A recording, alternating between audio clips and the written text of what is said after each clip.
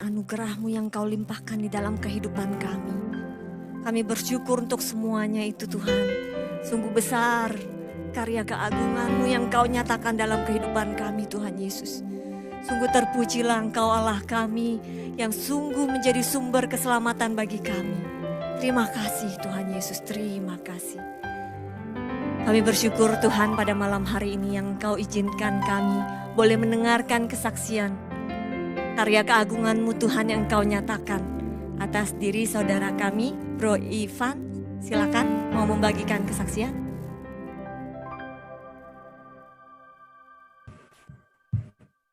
Kesaksiannya nanti setelah Butres ya?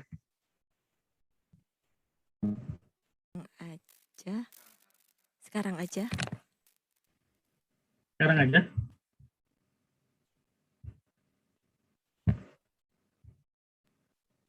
Oke. Shalom, malam, Bapak Ibu, Saudara Kristus. Perkenalkan, nama saya Ivan. Saya dari Paroki Maria Kusuma Karmel. Di sini saya ingin membagikan mengenai iman dan pertobatan sesuai dengan tema pada malam hari ini. Awal pertobatan saya terjadi pada akhir tahun 2010, di mana saat itu saya mengalami terpurukan dalam usaha dan hidup saya saat itu juga berantakan. Kalau boleh dibilang, saya mengandaikan itu adalah saya sudah jatuh, tertimpa tangga, dan tertimpa beberapa sak karung semen. Jadi benar-benar cukup dalam keterpurukan saya. Awal mula kesaksian saya ini, usaha saya yang saya rintis di tahun 2006, itu hancur berantakan pada akhir tahun 2010. Semua itu terjadi karena kesombongan saya.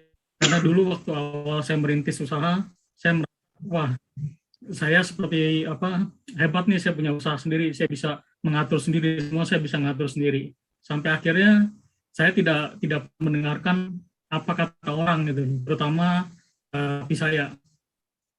Karena apa? Karena saya punya luka batin yang cukup dalam terhadap papi saya. Jadi kalau orang Chinese bilang itu saya ciong sama papi saya. Itu dulu papi saya tahun 2008 bilang ke saya kalau dia pernah mimpi dia jatuh kandang harimau dan dia tidak bisa menolong saya. Nah saat itu waktu dibilangin itu ya papi saya tanya ada apa gitu loh. Tapi ya itu karena kesombongan saya bilang apa.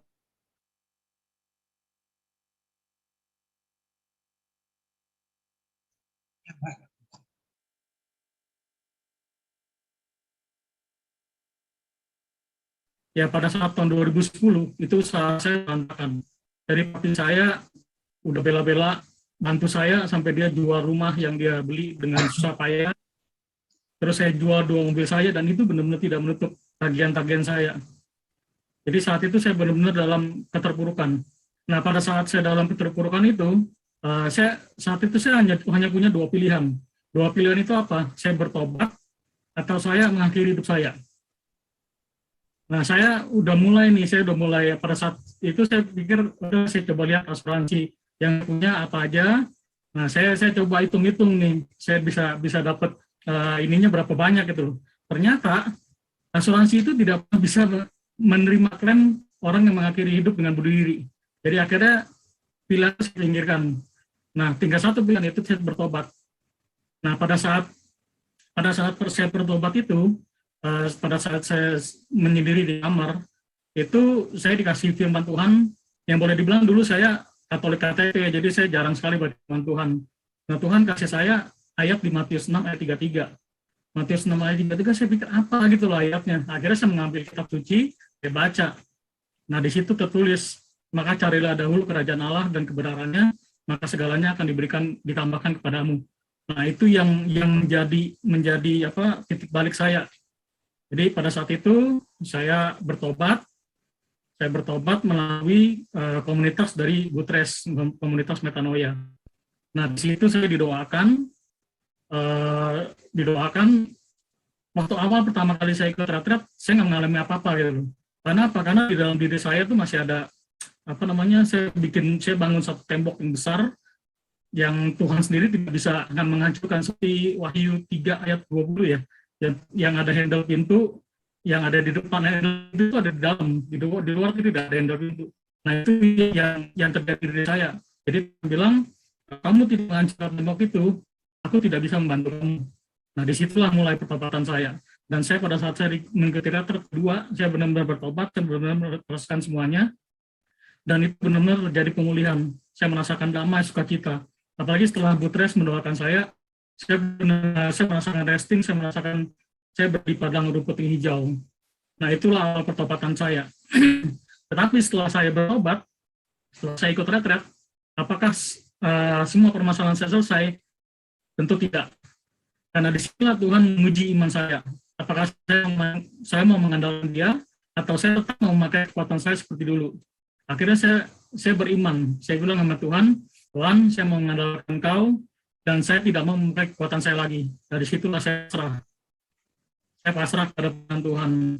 Dan saya bersyukur bahwa selama dari tahun 2010-2011 sampai sekarang, Tuhan benar-benar memelihara saya. Jadi pada saat pandemi sekarang ini, saya berhenti kerja itu tahun 2020 kemarin ya. Coba merintis usaha saya lagi, tapi itu merintis usaha di saat pandemi itu bukan sesuatu yang mudah. Tapi di sini saya bersyukur bahwa sampai saat ini masih bisa bertahan. Apa? Karena saya juga pada saat saya ambil keputusan untuk resign itu, saya bawa dalam doa, dan Tuhan bilang, Tuhan berikan lagi ayat Matius 6 ayat 26. Pandanglah burung-burung di langit yang tidak menabur dan tidak menuai dan tidak mengumpulkan bekal dalam lembung, namun diberi makan oleh Bapamu yang di surga. Bukankah kamu jauh melebihi burung-burung itu? Nah itu iman ya, itu yang ayat itu yang saya imani terus. Dan saya bersyukur usaha istri saya juga bridal di masa pandemi ini benar-benar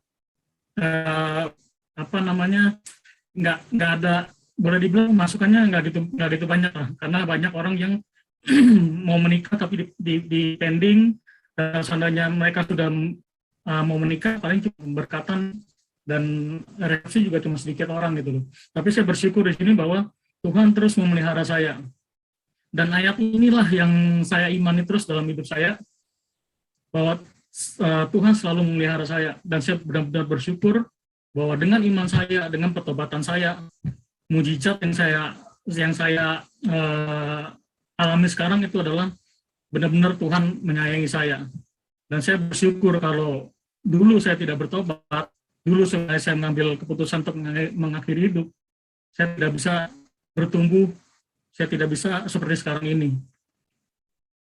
Ya mungkin ini yang bisa saya bagikan kepada teman-teman semua. Semoga ini bermanfaat, dan saya mau sampaikan bahwa apapun keadaan Bapak Ibu saat ini, percayalah, Tuhan itu tidak pernah tidur. Kalau orang Jawa bilang Gusti ora sare.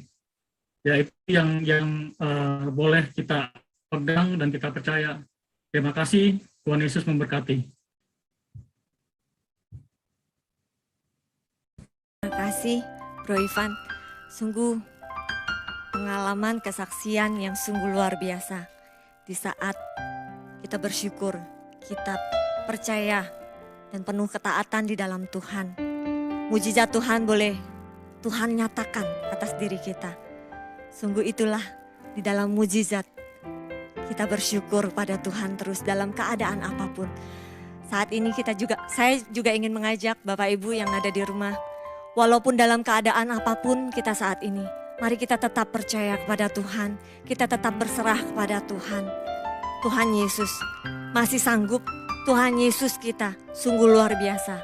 Mujizatnya pasti akan Ia nyatakan, dan itu juga terjadi dalam kehidupan saya, kehidupan keluarga saya, itu sungguh luar biasa. Mari kita mau meninggikan Tuhan karena mujizat di dalam bersyukur. Tuhan yang tidak pernah meninggalkan kita, tangan Tuhan yang tidak kurang panjang dan telinganya tak kurang tajam untuk mendengarkan setiap harapan dan doa